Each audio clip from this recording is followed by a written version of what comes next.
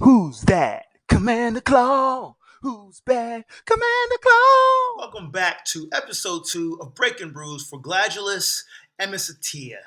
What I think you guys should definitely know about this commander, he is a type of tempo commander and value in Gruul colors. And I also forgot to introduce myself. I am Commander Claw, bringing you EDH deck building. So real quick, don't want to go over him too much, but y'all know what he does. He pretty much tutors for a land, drops it into play. It can be any land, okay?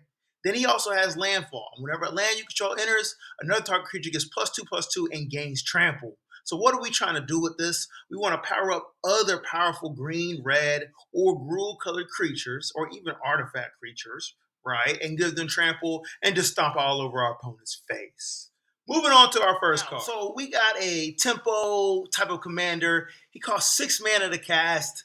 It's really not going to be that hard to cast him. He's in Gruul color, so you should be putting a lot of ramp spells in your deck so you can get them out. And when you do, you have a bunch of other ramp spells. So why not reward yourself by playing Chocobo Racetrack, which requires landfall triggers. For 3 and 2 green, it's an artifact with landfall. It says whenever a land you control enters, create a 2/2 green bird creature token with whenever a land you control enters, this token gets +1/+0 until end of turn. So you get 2/2 birds for the first or for each landfall. Then after a land is played, after a bird is created, that bird gets +1/+0. It's an anthem effect for landfall. And all your birds, or these birds that have been created from these tokens, get +1/+0. Pretty good. Build a whiteboard state. Now, I'm recommending this card just for fun. For fun. It's one of my favorite cards, actually. I've had to get out of control 2 times in my career playing with this. It's Bio-Waste Blob for 2 and 2 green, 0/0 body, Ooze.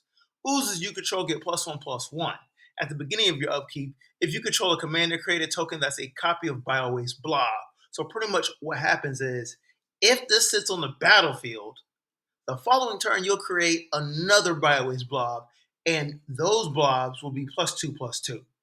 Then after that, which is like probably like the second turn after it was casted the first time, you should have 4 blobs, and they are +4/+4. It gets real ugly real quick. What I like about it is it's distracting. If your opponents do not have a board wipe and they have a single target removal, most likely they're going to target your commander. But that's okay. You get rewarded with a bunch of oozes. And guess what? You should have trample effects so you can overrun your opponents. So, if you like goading, here's a really interesting card. We have Death's Kiss. For 5 and a red, 5/5 body, creature beholder. It says whenever a creature an opponent controls attacks, one of your opponents double its power until end of turn.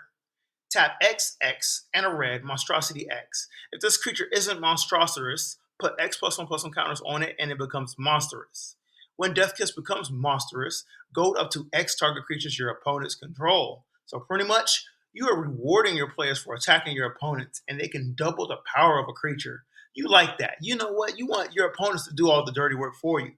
That's where this creature comes in handy, but it has this nice little after effect, the monstrosity ability.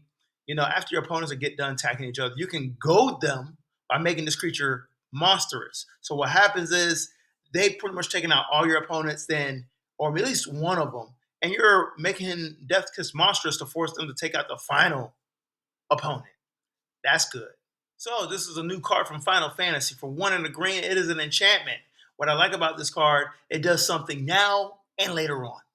Okay?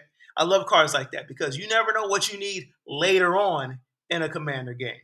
So it's an enchantment for 1 and a green, has landfall. Whenever a land you control enters, put a +1/+1 counter on target creature you control. Cool. Boost the power of a creature. Tap a total of 7, 5 and 2 green. This enchantment becomes a 7/7 beast creature in addition to its other types. So it's just sitting on the battlefield early turns. You're dropping lands, playing lands, and you're boosting other creatures. Not a big deal, right? But maybe after several board wipes or when the board has gotten funky, you need to put power on the board. Tap 7 mana, you got a 7/7 creature that's just there. And what's crazy is you can do this on any player's turn. So they plan on attacking you, and if you have 7 mana open, you're like, nah, player, fight this 7/7. Game over. Now, I've played this card and pulled it off one time. And when I did, it was game over. For total of 9 mana, reshape the earth for 6 and 3 green. It is a sorcery. Search your library for up to 10 land cards. Put them onto the battlefield tapped, then shuffle your library. I will tell you this.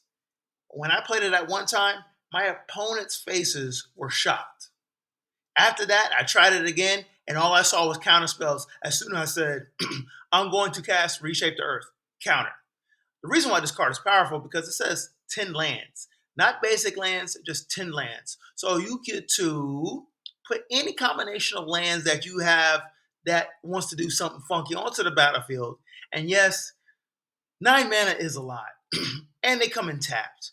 But you already know, at this point, if you played a 9 mana spell, you think your lands are going to come in tapped? No, you have an Amulet of Vigor, so lands come in untapped, or the Spree Lunkin card from Lost Caverns of Ixalan. So it's no big deal. And do you really think we're only really going to pay 9 mana for a Reshape the Earth? Heck no. There's so many cost reducers or ways to sneak spells like this in. So look, this is episode 2 of Gladiolus. Make sure you go through my library and check out episode 1. This is a pretty cool Gruul value commander. It rewards you for playing Landfall. Actually, it just has Landfall triggers, right? But it's good. It's just a value commander if you want to have a secret commander that is Gruul or just red or green. That's the way I look at him.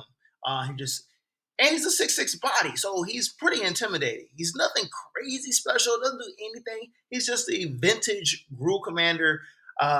Get big and big stompy and just run opponents over.